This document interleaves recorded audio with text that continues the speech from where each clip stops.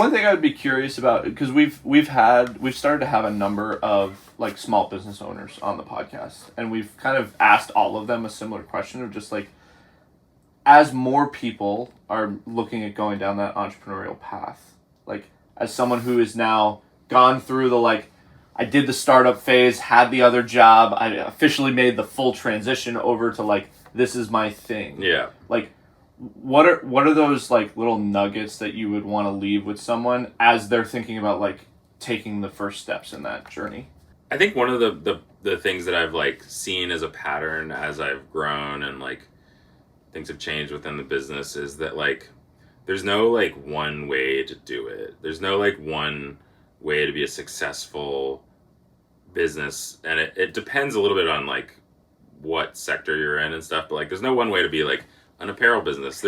There is the most common way, and the way that you grow as if you want to grow into a huge brand, thinking about the margins in a certain way and thinking about production in a certain way, but like you don't have to do it that way. And like I think that's something I've run into where I've met people in the industry who have been a part of much larger businesses. They see what I'm doing here and they're like, I don't know, like you could do it a lot. Like if you bought this different fabric, you could make a lot more money doing this, or if you produced it in this way, like, I don't know, this is really inefficient. Like, are you really going to be able to grow doing this? And that really freaked me out in the beginning. And it made me feel like, well, no, I guess I can't, because like they are in the industry and they're like experts. But it's not true. I mean, it really just depends on what your perspective of what does growth mean to you? What does success mean to you? I think a lot of people are thinking, okay, you're trying to grow a business. You want to be a business. You want to be an apparel brand. And so that means you want to be as big as possible. You want to like eventually sell this thing for millions of dollars. And the way to do that is this path. And I think like my perspective is I want to do this. I want to build a community. I also just want to make a living. I'm not trying to like grow into something huge and go like that traditional path. Maybe eventually we'll grow and like sort of evolve into something that like could be bought, but like that's not the goal right now. The goal is to make a living, provide like clothing for people, provide sort of a community around like what we're doing. And I think we've found a way to do it in this very inefficient way, but also have that is sort of the base of the business. So I'm talking sort of the custom stuff. It's like pretty inefficient, but it works and it is profitable. And then also having this other side where it's sort of ready to ship, we're outsourcing that stuff, and that's sort of been a long time like evolution, but it's not a path that I think larger brands take. And I think like just the ultimate point here is just that like you can be successful taking a less traditional path.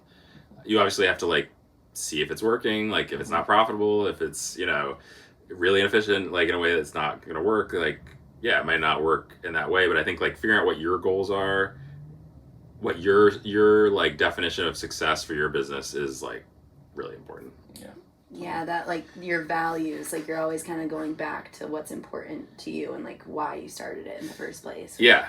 I like heard that like community piece and the custom aspect, and like we're actually doing that at the as a podcast. Like, who do we want on the podcast, and do they align with what we care about? Yeah, totally. And I think it's like it's so easy to see like as you grow, like why brands might not follow, larger brands won't follow the same sort of principles as you. Like it's easy to see like why people, I have no problem with outsourcing like overseas.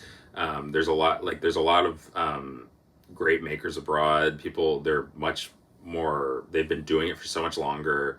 They have a lot more like technology and stuff. But I think like it can lead to like poor labor practices, and that can be something that's like it's just cheaper, and so that's why larger brands are doing that, and like sort of principles can be compromised like if you start doing that, and you can see why, just because as you grow you're just like, okay, every penny counts, and like the margins. And so I think I mean you just have to make your own decisions on what matters to you, but I've been really proud of like making those decisions really slowly. I also know I've been really like privileged to be able to do that, and so it's not something that's always an option. But yeah. Well, and a very common thread that I've seen too is like, unfortunately, a lot of like that sort of growth complex piece, unfortunately, also just comes like with over leveraging, Like, Yeah. You know, like at some point, you know, if someone decides to make a really heavy investment up front, with or without whatever form of data that they felt like they really needed to make that kind of decision, and now you're kind of chasing your tail for a while, trying to like, you know, how do I make sure that like all of the people that need to get paid at the end of the month, like, and so unfortunately, like sometimes that is also the factor of just like, not necessarily like my values didn't change per se, but like all of a sudden I had to make this decision over here because like I got to make sure that the bills get paid, totally. And the lights down. I know, and I've been lucky. Like I've never had any investors or any debt or anything like that, and it's just been like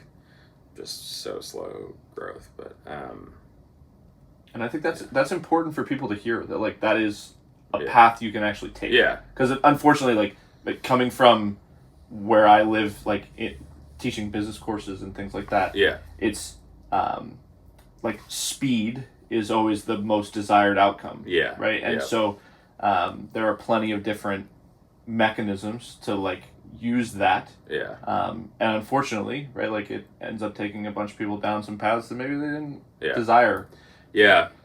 I mean, God, I'm so glad I don't have to start a business from scratch. Like it's just so much has happened between beginning and now, and like I just being in a different situation. Like I just feel like, I think probably a lot of people feel this way, but there's just been so much like luck and like the people I meet and like the interest that people have, and it's just something that's like really, it's just so unique to what I have, and I don't know how I would do it again, you know, and I'm not going to try, but like, but it's every situation is going to be different. And so I get a lot of people being like, so how did you get like followers? Like, why do you have whatever however many followers? Like, and it's like, I don't know, Instagram during COVID, like people latched on, it was something unique about the brand. And, but I can't like there's no, like, I didn't do anything, one thing that made that happen. And, but you were present in that space. Which, unfortunately, you have a lot of people that will ask that question. Yeah. And they have no desire to put in work to get to that point. Yeah.